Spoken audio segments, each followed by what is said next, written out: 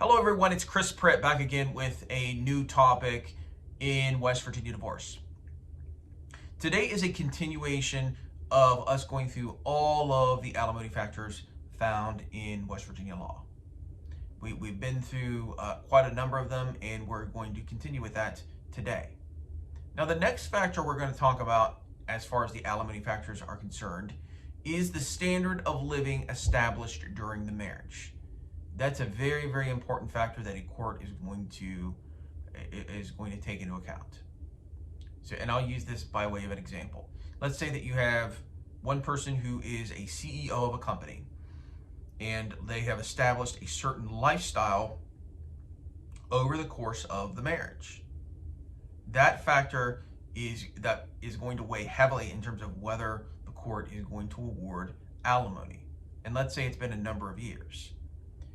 So in that scenario, let's say the person has been working in that job with the high income for a number of years. It's going to weigh a lot heavier than, let's say, a person who has only been working for let's say, a number of years right outside of college. Okay, let's say there's a standard of living that's been established, but at the same time, the standard of living is not as it hasn't been as long in duration.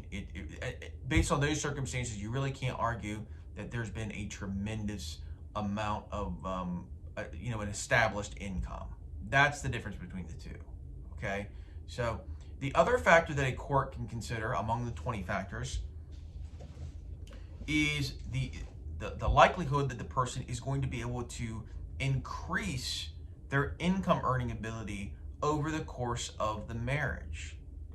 So let's say that this is really only a situation where the issue of rehabilitative alimony is going to be an issue. There's a difference between rehabilitative alimony and permanent alimony. Rehabilitative alimony is for those situations where, let's say that you have somebody who has been in the marriage for, let's say 5, 8 years, maybe 10 years, and they still have the ability to go and make a decent living in the event that they were able to get the right kind of training. So if they can establish that they can get the education and be able to make a decent living based on the training that the other person would pay for, that would be a factor that the court would consider, and that would weigh in favor of the person being able to receive some sort of alimony award. So that consists of today's video. Please tune in tomorrow or the next business day to see more analysis of the alimony factors in West Virginia divorce. Please give me a call or send us an email. Have a good day.